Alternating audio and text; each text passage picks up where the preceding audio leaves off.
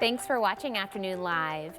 After 15 years of weekly business travel, our next guest has seen how stress, fatigue, and lack of personal discipline can turn reasonable people into those passengers. Here to share how fitness can help, we welcome back the author of How to Avoid Strangers on Airplanes, Brandon Blewett. Hey, Brandon, it's great to see you.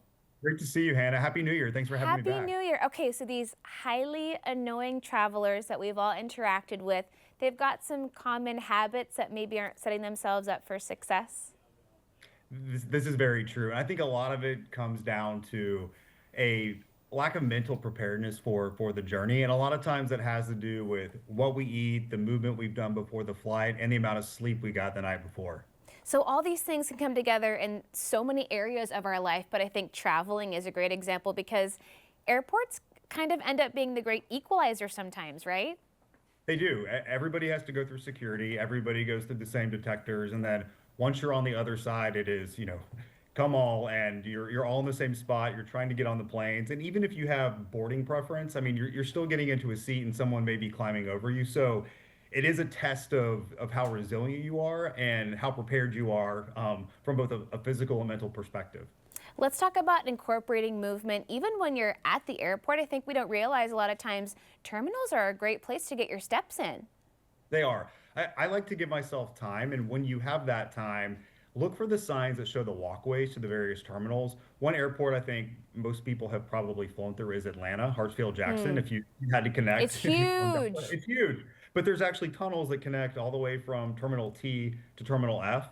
Now, I'm not saying you have to walk the entire way, but there's a lot of times if you have time to spare, that's a great way to get in some steps and some movement so that you don't feel as agitated and antsy when you finally get to your seat on the plane. That's a good point because those steps can be so beneficial if you're expecting them versus, oh my gosh, my gate is so Right. far away. I'm so annoyed I have to walk an extra half mile right now that I wasn't planning on.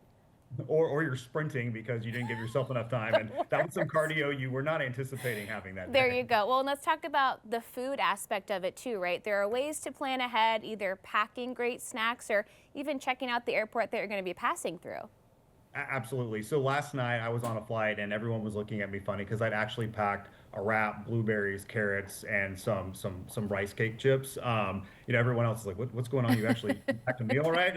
But one thing that you can do is if you look at your app and see which terminal you're flying out of, which gate, all the airports have the eating options, and it doesn't have to be something super fancy. It can be as simple as, hey, there's a Chick-fil-A in my terminal and they have a grilled chicken sandwich, grilled nuggets. I found that if you plan that ahead, you're much more likely to get through security, head to the destination that you've pre-chosen, and you're less likely to wind up in a Hudson News spending $18 on a bag of peanut M&Ms. Oh my gosh, I was in an airport recently and it was $10 for that tiny hummus cup with like three pretzels. And I was like, I really want that, but for $9.99, I don't think I know. so. I know. No, it's that's why I think packing snacks is obviously the best answer. Plus, there's things that you can bring from home that you can't find at the airport that are going to be more nutritious and they're going to be more satisfying. So you're not starving when you get to your final destination as well. And then what about thinking about moving your body while you're actually on the road in terms of where you're going to stay as well? I always like to use Google Maps to see where are there gyms within proximity of the hotel. But another thing that you can do if you're not going to have a rental car and you don't have access, that's walkable to a gym, is look at the pictures on the website or the app where you're booking. I've often found that maybe I don't need to book the hotel with the fanciest restaurant or the fanciest lobby, but if I find a hotel that has 6 or 7 treadmills in their gym as opposed to one, I'm more likely to move and take that walk as opposed to say, you know what, just head to the bar and go ahead and start with that glass of wine. And it doesn't have to be this hugely intense workout routine, especially when you're on the road, right? Even just taking that nice long walk is so beneficial. It is. It's about keeping routine. I say routine beats resolution 100% of the time. If what you do is keep consistent with what you're doing, when you get back home, you're less likely to have that lapse in your routine. And to me, that makes all the difference in the world. Well, and circling everything back, right? When you feel better, when you've set yourself up for success, you're not going to be that person in the airport making everyone else around you miserable.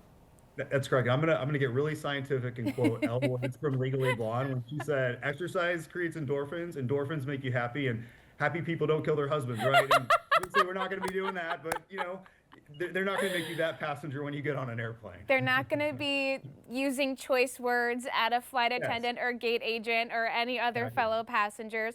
Well, what's it been like for you as such a regular traveler as you've incorporated these routines into your life? I imagine it's made your experiences a lot smoother too.